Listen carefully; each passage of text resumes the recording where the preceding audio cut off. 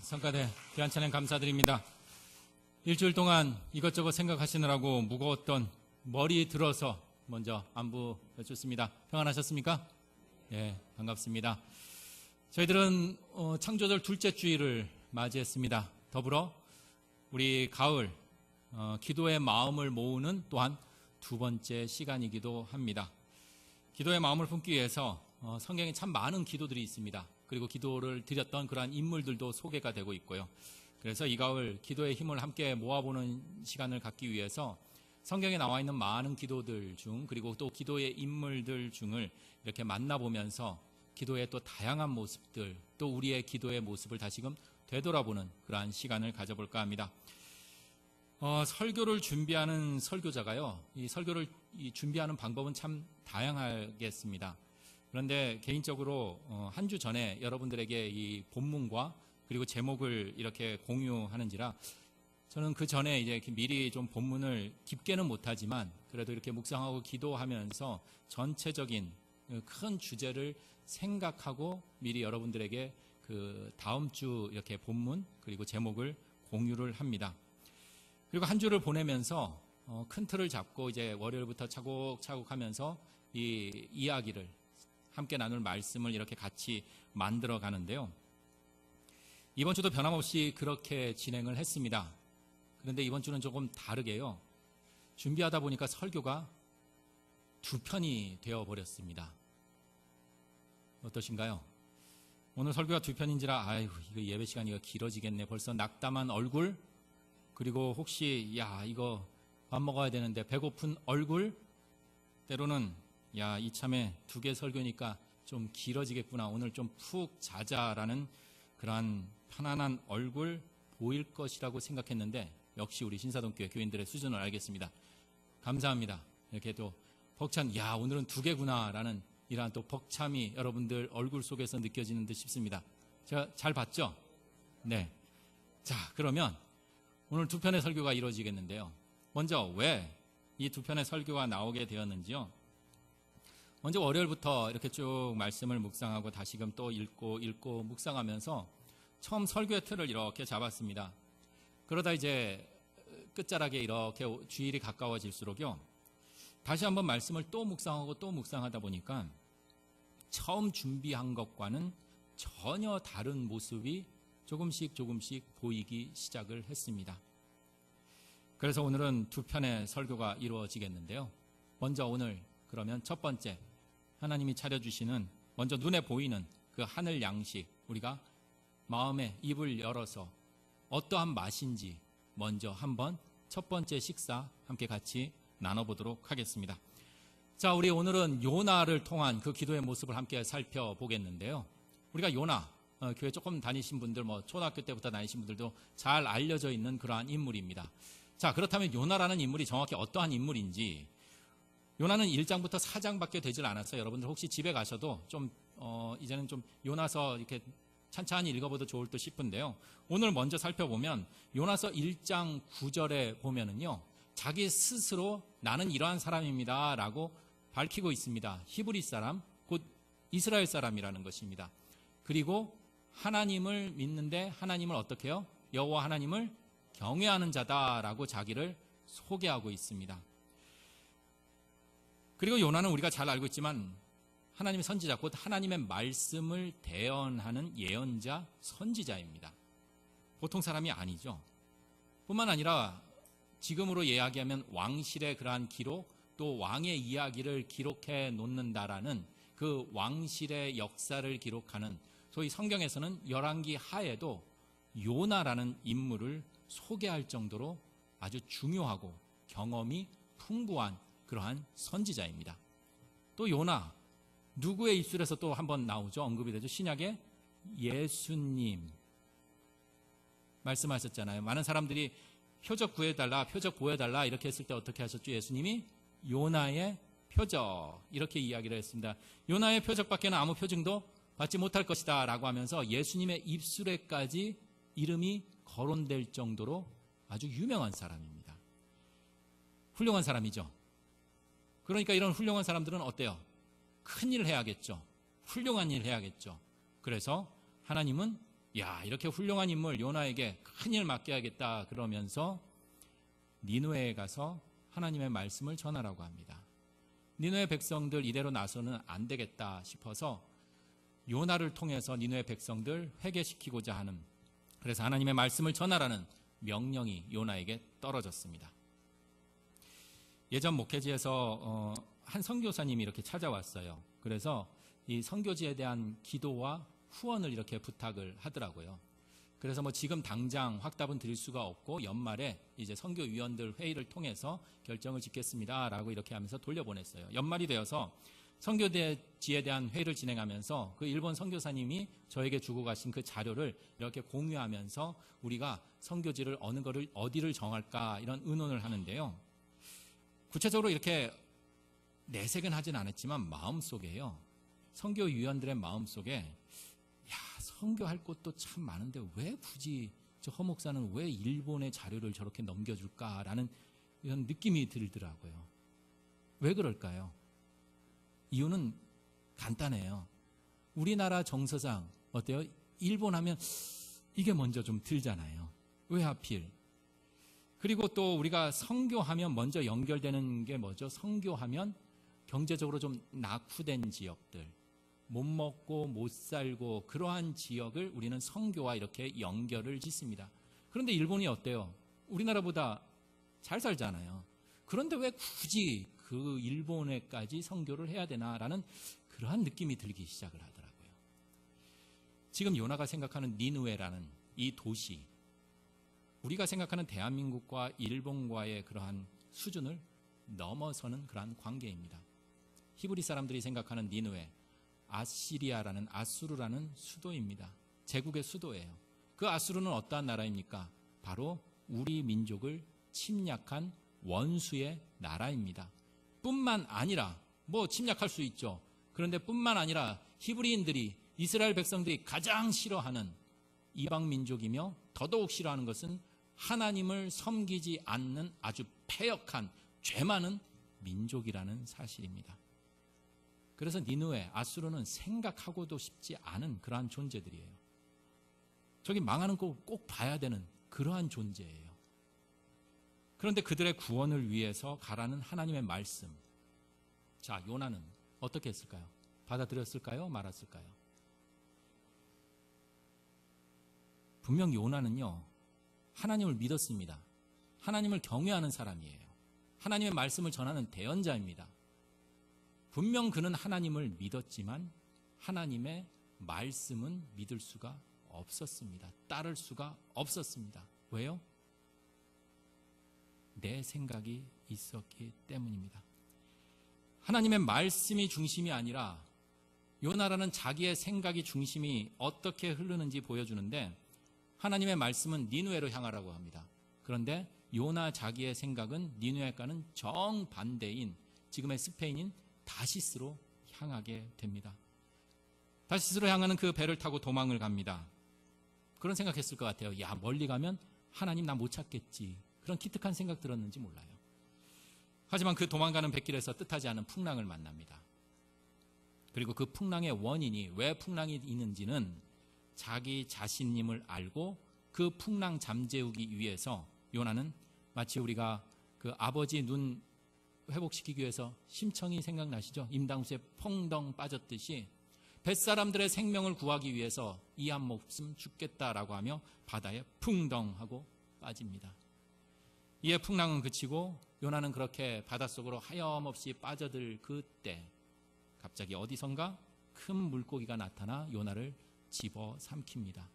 그리고 지금 요나는 그 물고기 뱃속에서 2장에 이어지는 기도를 하게 됩니다.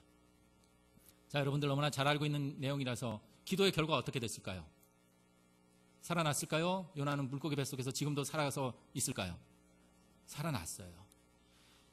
2장 1절에서 9절까지가 요나의 기도입니다. 그리고 2장 10절에 가서 요나가 육지로 나온 그러한 장면을 우리에게 보여주고 있습니다. 살아났어요. 2장 1절에서부터 9절까지 요나의 기도가 있은 후에 10절 살아나는 결과가 갖게 됩니다.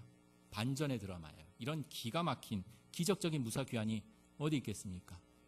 여러분들 요나의 이야기라서 잘 이해가 별로 감흥이 없는 것 같은데요. 제가 어릴 때 고향이 바닷가라서요. 친구들하고 가끔 이렇게 낚시를 가요. 그런데 그날도 이렇게 낚시를 하는데요. 그만 실수로 제가 바다에 빠졌어요. 그런데 갑자기 어디선가 향유고래가 이렇게 나타나더라고요. 저를 확 삼키더라고요. 그래서 제가 그냥 향유고래 뱃속으로 들어갔어요. 저 믿음의 사람이잖아요. 그죠? 목사 되려고 싹수가 노랬는지 거기에서 기도가 울려 퍼지더라고요. 그런데 언젠가 시간이 어떻게 지났는지 모르는데 갑자기 놀랍게도 나중에 한 사실인데요. 포경선이 그 향유고래를 잡아서 배를 갈랐더니만 제가 나왔어요. 놀라시죠? 이 정도면 간증거리 될 수 있을까요? 없을까요? 충분하죠. 그리고 제가 고래 뱃속에서 했던 그 기도문 책으로 펴도 베스트셀러 될까요? 안 될까요? 충분히 될 가능성이 있습니다. 텔레비전이나 여기저기 언론 매체에서 인터뷰하고 분주하고 정말 놀랍고 신기하고 감사한 일이면 틀림이 없습니다. 그렇게 정말 기가 막히고 신기하고 놀라운 일이 벌어진 그 결정적인 계기, 저는 간증할 때 이렇게 할 거예요. 제 기도를 들어주셨기 때문에 그 고래 뱃속에서도 저는 끝까지 믿음을 지키며 기도하였습니다. 그랬더니 하나님이 나를 굽어 살피셔서 나를 이렇게 살게 하셨습니다. 분명히 오늘 본문 2장 물고기 뱃속에서의 요나의 기도가, 그 기도를 통해서, 그래서 우리는 이렇게 고백을 합니다. 기도를 통해 불가능을 가능으로, 절망을 희망으로, 죽음에서 기도로, 생명으로 이렇게 나아갈 수 있음을 알게 됩니다.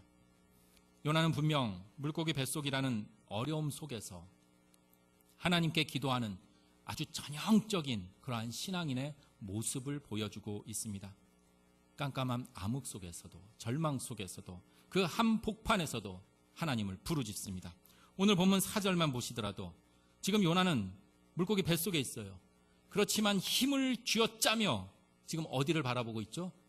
주님이 계신 그 성전을 바라보고 있습니다. 나는 지금 물고기 뱃속에 있는데 나는 주의 성전 하나님을 바라본다라고 고백하고 있습니다. 그리고 6절에서도 아직도 물고기 뱃속에 있잖아요. 아직도 물고기 뱃속인데도 어떻게 이야기를 하고 있죠? 하나님께서 내 생명을 구렁텅이에서 건져 주셨다. 내 생명을 구해 주셨다라고 선포하고 있습니다. 이뤄주신 줄 믿고 선포하고 있습니다. 마침내 9절에 요나는 도저히 이해할 수 없을 정도의 그런 깊은 신앙인의 모습을 보여주는 듯 싶습니다. 물고기 뱃속에서 어떻게 해요? 9절에 감사하는 목소리로 감사의 고백을 하면서 제사를 드립니다. 예배를 드립니다. 그리고 나의 서원을 주께 갚겠습니다. 약속을 꼭 지키겠습니다. 라는 이러한 다짐까지 하게 됩니다. 전형적으로 우리가 바라고 우리가 원하는 그러한 기도의 모형이 아닐까 싶습니다. 어렵고 힘들더라도 기도하면서 아직 이룬 줄 알고 선포함으로써, 그리고 설령 힘들고 어려울지라도 감사함으로 드리는 그러한 기도가 그 힘이 발휘되어서 결국 생명, 구원을 얻게 된다는 것에 바로 이 요나의 기도가 나의 기도가 되기를 또한 바라기도 합니다. 자, 여기까지 우리 조금 배부르게 어떻게 첫 번째 식사 잘 마치셨어요? 좀 더 배고프신가요? 자, 그러면 두 번째 식사, 우리 하늘 식사 이제 허기가 좀 느껴졌다면 이제 두 번째 식사 함께 나눌 차례인데요. 지금까지 좀 이런저런 생각들 고민으로 집중하지 못했다면 뭐 지금부터도 괜찮아요. 하나님은 계속 우리에게 기회를 주시는 분이시니까 우리 또 지금이 기회라고 생각하고요. 또 지금까지 잘 따라오신 분들도 이젠 이전의 맛과는 조금 다른, 어쩌면 완전히 다른 그 맛을 느끼는 기대를 해보며 이 식사 함께 해보도록 하겠습니다. 올 가을은 9월과 10월에 우리 기도의 마음을 함께 담아보고자 하는데요. 바람은 우리들의 신앙이, 우리들의 기도가 정말 탐스럽게 익어가는 열매처럼 그렇게 성숙되기를 소망합니다. 자, 오늘 본문 2장은요. 물고기 뱃속에서 요나의 그러한 기도를 소개하면서 결국 요나가 물고기 뱃속에서 나옵니다. 그리고 하나님의 명령대로 니느웨에 가서 하나님의 말씀을 전합니다. 그랬더니만 니느웨 백성들은 하나님의 그 말씀을 듣고 모두 다 회개하고 등 돌렸던 하나님을 향해 하나님으로 다 마음들을 하나님 쪽으로 향하게 됩니다. 자, 물고기 뱃속에서 하나님이 살려주셨는데 여기저기 간증해야 되잖아요. 그러잖아요. 나 혼자만 갖고 있으면 안 되잖아요. 하나님을 알려야 되잖아요. 물고기 뱃속에서 죽을 수 있었어요. 아니, 죽음이에요. 그런데 이제는 내가 살아났으니 내 생명은 내 삶이 아니라 누구의 삶? 하나님의 삶이에요. 그러니 하나님 일을 하며 살아야 하는 것이 당연한 일입니다.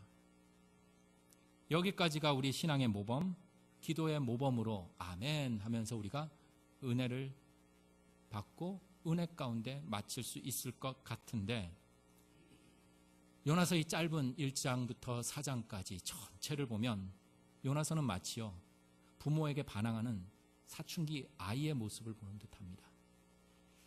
어려운 고비를 넘겨서 이전의 모습이 아닌, 그럼 이젠 전혀 바뀌어진 다른 모습으로 살아가야 하는데, 이 마음속에 있는 본성이, 이 못된 습관이, 내 고집이 나타납니다. 단적인 예로 4장 1절을 잠시 보면은요, 또 요나의 기도를 소개하는데 이렇게 시작하며 기도하고 있습니다. 요나가 매우 싫어하고 성내면서 하나님께 기도를 합니다. 기도하는 모습이 성내고 싫어하면서 기도를 하고, 급기야 4장 3절과 그리고 8절에 보면 자신이 죽는 것이 낫다라는 그러한 이야기까지 합니다. 여러분들 만일 여러분 자식이라면 어떻게 하겠어요? 힘든 거 넘겨주고 아버지 어머니 이번 사업 이것만 좀 메꿔주십시오. 어떻게 좀 이것만 좀 도와주십시오. 그래서 그 위기 넘어갔어요. 그런데 아버지 어머니 앞에 나타나서 나 힘들어서 죽을 것 같아요. 차라리 죽어버릴 거예요. 내 부모님이 눈 시퍼렇게 살아있는데 그 부모님 앞에서 죽어버리겠다고 얘기하는 그 자식을 바라보는 그 아버지 어머니의 마음이 어떨까요? 부모의 가슴에 대못을 박아도 이렇게 박을 수가 있을까요? 사장에서 요나의 마음은 확실합니다. 하나님, 나는 저 니느웨 사람 잘 되는 꼴 죽었다 깨어도 못 봅니다. 차라리 내가 죽겠습니다. 자기 고집과 편견에 사로잡힌 아주 단적인 모습을 보여주고 있습니다. 이런 전체적인 요나서의 구조를 볼 때 오늘 2장의 요나의 기도는 좀 의심이 가는 몇 군데가 보이기 시작을 합니다. 물고기 뱃속이라는 엄청난 위험 속에서 기도를 통해 구원을 얻는, 우리가 생각하는 일반적인 그러한 기도의 공식과는 좀 다르게 다른 또 무언가가 보입니다. 자, 처음 요나가 니느웨에 가지 않고 발길을 돌려서 뱃길로 다시스로 하나님을 피해 달아나는 이유가 뭘까요? 저 스페인 관광 갔을까요? 뭐 급한 일이 있어서 그랬을까요? 우리가 잘 알듯이 아무리 하나님의 말씀이지만 도저히 내가 받아들일 수 없었기 때문입니다. 오늘 요나 1장 3절에서도 요나는 여호와의 얼굴을 피하려고 다시스로 숨어버리기 위해서 배를 탑니다. 그래도 불안했는지, 하나님이 혹시 또 찾아올까봐 불안했는지 하나님과 마치 숨바꼭질하면서 더 참기 힘든 5절에 가서는 배 아주 밑에, 배 밑층으로 내려가 버립니다. 그리고 자기 머리만 숨으면 다 숨은 것처럼 꽁같이 깊은 잠에 빠져버립니다. 그럼에도 불구하고 풍랑이 일자 요나는 생각합니다. 이 모든 어려움이 누구 때문에요? 나 때문에, 자신 때문에인지를 직감하면서, 근데 참 신기하게도요, 끝까지 자신의 생각을 꺾지 않습니다. 풍랑이 있는 것 분명 자신의 불순종, 그래서 하나님이 지금 이 풍랑, 이 어려움을 주셨음을 알면서도 끝까지 하나님의 말씀대로 니느웨로 가질 않습니다. 차라리 죽는 게 낫다 생각하면서 자신을 선원들에게 바다에 나를 던져라. 그러면 이 풍랑이 잠잠하게 될 것이다 라고 이야기를 합니다. 자신의 뜻을 꺾는 장면이 어디에도 나타나질 않습니다. 바닷속에 빠져, 그래서 그는 물고기 뱃속으로 들어갑니다. 그리고 그 물고기 뱃속에서 기도합니다. 이 기도의 모습이 말씀을 묵상할 때마다 나의 기도구나, 내 신앙의 모습이구나 라는 것을 발견하게 되었습니다. 오늘 기도는 2절에 이렇게 시작을 하고 있습니다. 내가 받는 고난으로 말미암아. 요나는 지금 하나님께 부르짖습니다.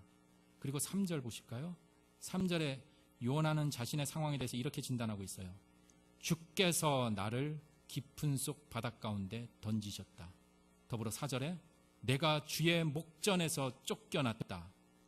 이렇게 자신의 상황을 기도하고 있습니다. 좀 너무 심각한 것 같아서요. 여러분들 유행가 가사 중에요. 님이라는 글자에 점 하나 찍으면 어떻게 되죠? 노래 좋아하시나 봐요. 네, 남이 된대요. 그러면 나라는 글자예요. 점을 안으로 찍으면 어떻게 될까요? 네, 너가 되죠. 아유, 이제 다 아시네요.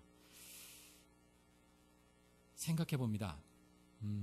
지금 요나가 처한 상황, 과연 누구 때문일까요? 무엇 때문일까요? 지금 요나의 기도 속에서는 하나님으로 말미암았다. 3절에 주께서 나를 깊은 바닷속에 던지셨다. 우리 알고 있잖아요.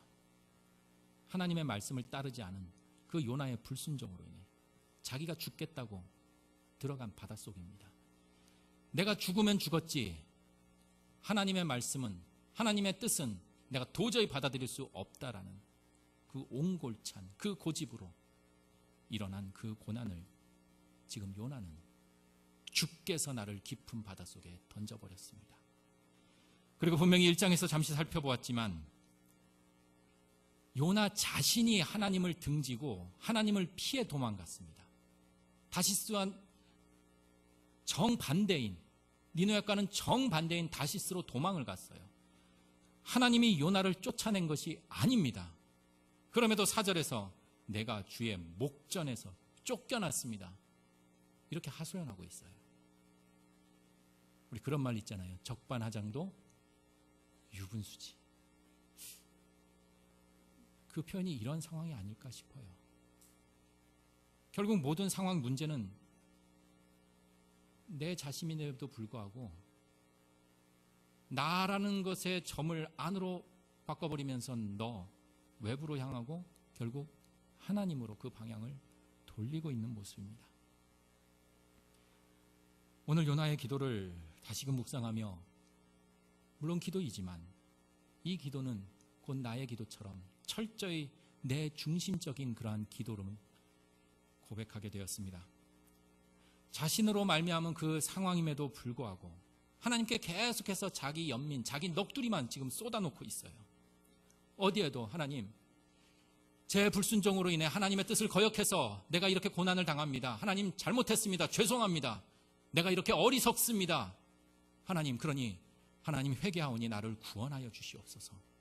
어디에도 자신의 불순종으로 인한 하나님의 마음, 그 하나님의 마음은 헤아리질 않고 하나님을 아프게 한 그 회개의 기도는 어디에서도 찾아볼 수가 없습니다. 내가 잘못했다고 하는 부분 찾기 힘들고 모두 다 하나님, 내 상황 이래요. 나 이렇게 되고 있어요. 지금 이렇고 저렇고를 그저 열거하고 있을 뿐입니다. 오늘 요나의 기도를 보며 나는, 그리고 우리는 참 오류에 빠지기 쉽구나, 타락하기 쉽구나, 속기 쉽고 틀릴 수 있구나, 그래서 우리는 언제나 잘못될 가능성이 있구나라는 것을 고백하게 되었습니다. 왜냐하면 우리는 불완전한 그러한 존재들이기 때문입니다. 그래서 스스로 절대적이니 영원함에 우리는 결코 도달할 수 없습니다. 착각하지 마십시오. 우리는 영원한 진리에 우리는 스스로 도달할 수가 없는 그러한 존재들입니다. 하지만 이 사실을 인정하고 받아들이기가 왜 그렇게 어려운지 모르겠습니다. 내 생각이 틀렸습니다. 내가 잘못했습니다. 내가 실수했습니다.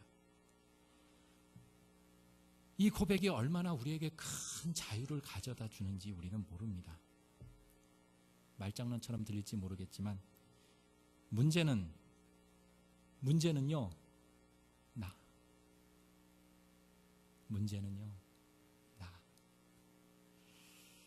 어쩌면 이 평범한 이 진리를 우리가 망각하고 살아가는 것은 아닐까 싶습니다.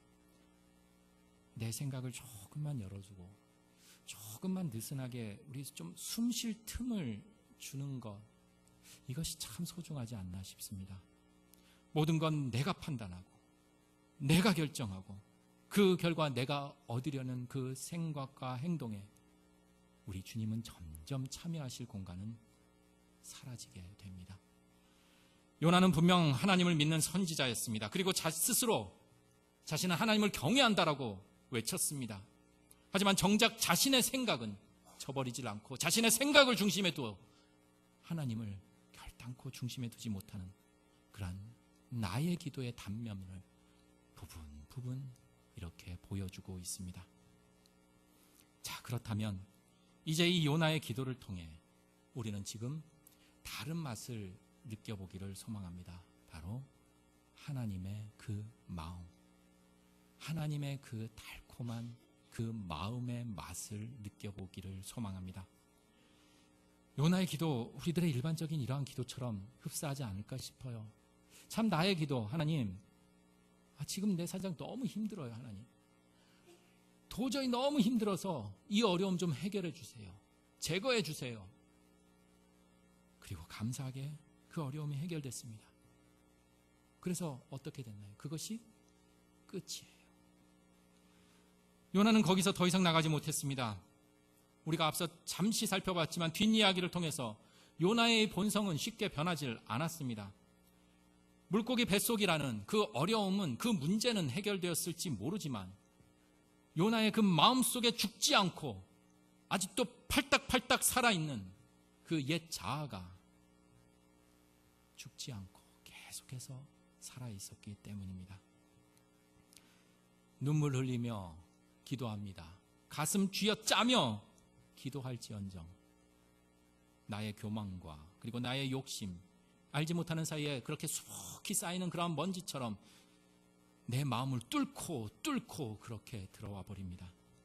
그러니 우리는 오늘 본문 2장 요나의 기도를 통해서 먼저 또는 언제 나타날지 모르는 나의, 그리고 우리들의 세상에 왜곡되고 변질된 그 소리에 집중하는 것이 아니라 바로 하나님의 마음에 우리가 먼저 귀 기울이고 그 하나님의 마음의 맛을 먼저 느껴보는 것이 소중함을 이 시간 고백합니다. 요나의 기도를 통해 하나님의 마음이 느껴집니다. 그 맛이 느껴집니다. 자신의 고집, 교만, 편견, 불신앙으로 인해 요나는 철저하게 고난과 위기의 바다에 빠졌습니다. 그런 요나, 하나님은 바다에 그저 내팽개치지 않았습니다. 오늘 2장 1절 바로 윗절에 1장 17절에 여호와께서 이미 큰 물고기를 예비하사, 하나님이 움직이지 않으셔도 되잖아요. 이런 요나, 불순종하는 요나, 자기 멋대로 살아가는 요나, 그냥 놔둬도 돼요.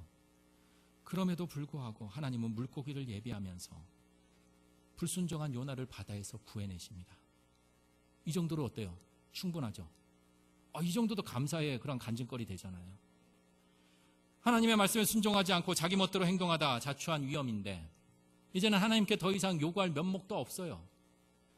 그런데 요나는 이 장에서 자기 연민과 자기 합리와 자기의 생각으로 그 기도를 주장창 계속 펼칩니다. 그런데 하나님은 그 기도 다 들어주십니다. 그 하소연 다 들어주십니다.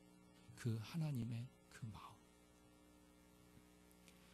그리고 하나님은 또 움직이십니다. 오늘 마지막 말씀 10절에 여호와께서 그 물고기에 말씀하시매, 하나님이 요나의 그 기특한 기도를 들으시고 요나가 허목사의 기도를 들으시고 구원을 하신 게 아니라 여호와께서 그 물고기에게 말씀하시매, 풍랑이는 바다에서 구원의 시작, 그리고 물고기 뱃속에서 육지로의 구원의 끝, 모두 다 하나님의 움직이심으로 시작되고 마무리가 되었다라는 사실입니다.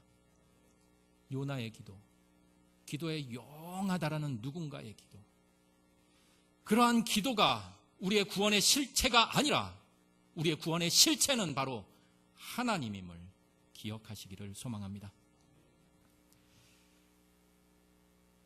오해 없으시기 바랍니다. 지금은 좀 안 그러는데요. 예전에는 왜 그랬는지 몰라요. 참 겁도 없이 신혼 초에요, 이 부부싸움을 하면은요, 집에 들어가지 않는 아주 나쁘고 참 이상한 그러한 습관이 있었어요.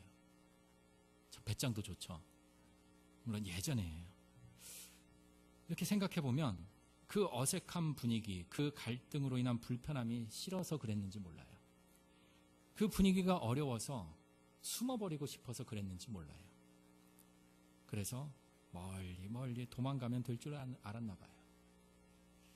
자식들도 그러잖아요. 부모님의 간섭이 싫으면 어때요? 가출해버려요. 소식 끊어버려요. 누군가의 만남이라든지 누군가의 관계, 누군가의 시선이 부담스럽고 어려우면 소식 끊고 살면 돼요. 하지만 우리 인간은, 우리는 하나님으로부터 벗어날 수 없습니다. 하나님을 벗어나고는 구원은 있을 수 없기 때문입니다.